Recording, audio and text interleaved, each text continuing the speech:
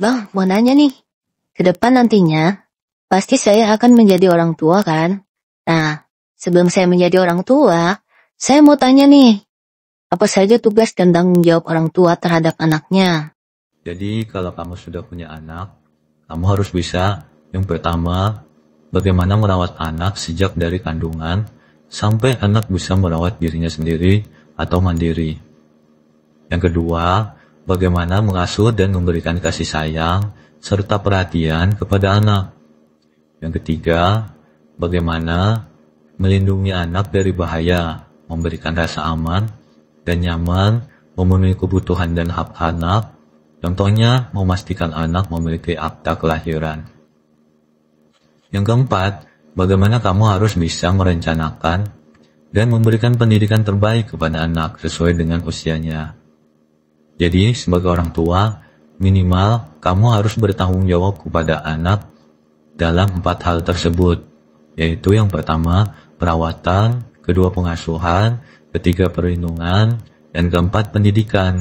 Sebagai orang tua, apakah hal-hal yang mungkin bisa menjadi kesalahan dalam pengasuhan kepada anak? Jadi, sebagai orang tua, ada beberapa kesalahan yang sering dilakukan dalam pengasuhan kepada anak. Yang pertama, terlalu lunak atau tidak tegas, contohnya terlalu memanjakan anak. Yang kedua, adalah pola komunikasi dan interaksi yang negatif, contohnya sering melarang, sering menyalahkan, dan sering marah-marah. Yang ketiga adalah pola pengasuhan dengan kekerasan, contohnya sering berbicara kasar, mencubit, atau memukul. Yang keempat, kurang peduli dan mengabaikan kebutuhan anak, contohnya tidak perhatian kepada anak, tidak memahami kesukaan anak. Kekerasan pada anak bukan hanya terkait kekerasan secara fisik, akan tetapi masih banyak jenis kekerasan lainnya, seperti contohnya penelantaran, kekerasan secara emosional, dan pelecehan. Sehingga akan berdampak kepada anak, yaitu nantinya anak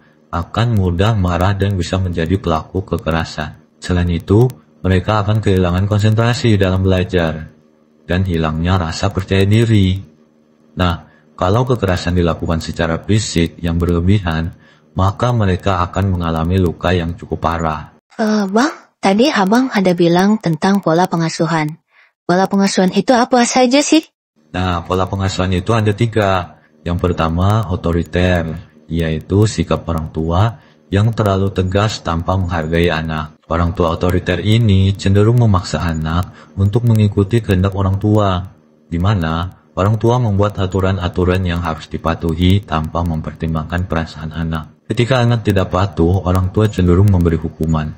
Yang kedua adalah pola asuh permisif, yaitu sikap orang tua yang tidak tegas dan cenderung serba boleh. Sebagai orang tua, mereka tidak memberikan batasan-batasan yang jelas dan tegas terhadap berbagai aturan perilaku. Mereka menjadi orang tua yang hangat kepada anak, namun terlalu memberikan dan membebaskan anak melakukan apapun sesuai keinginan anak. Yang ketiga adalah pola asuh demokratis, yaitu sikap orang tua yang tegas tapi tetap menghargai anak. Mereka adalah orang tua yang bersikap hangat kepada anak, mendengarkan dan mampu memahami perasaan anak, namun tetap memiliki batasan yang jelas apa yang boleh dan apa yang tidak boleh dilakukan anak. Mereka adalah orang tua yang mampu bersikap tegas untuk menegakkan aturan-aturan yang sudah disepakati. Bang, apakah ada tips atau strategi menanamkan kedisiplinan kepada anak, khususnya bagi mereka yang masih berusia dini? Ada beberapa hal yang dapat dipraktikkan untuk menanamkan kedisiplinan anak usia dini.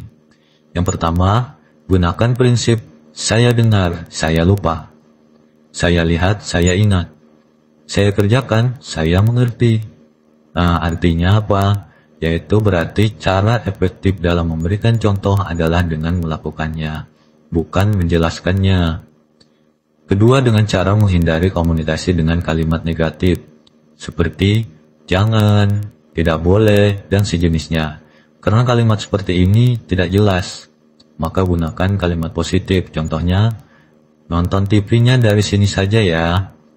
Lebih jelas daripada jangan nonton TV terlalu dekat.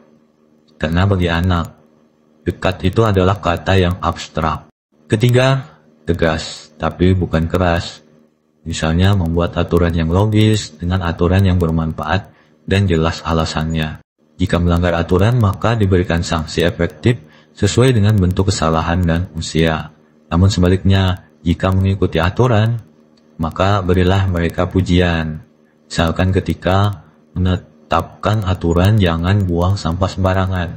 Orang tua harus menyiapkan tempat sampah. Jika anak melanggar, anak dihukum dengan keharusan membuang sampah pergi ke tempatnya. Keempat, harus konsisten, yaitu dilakukan terus-menerus. Dan sebagai orang tua, juga harus menaati peraturan yang ditetapkan sebagai teladan bagi anak.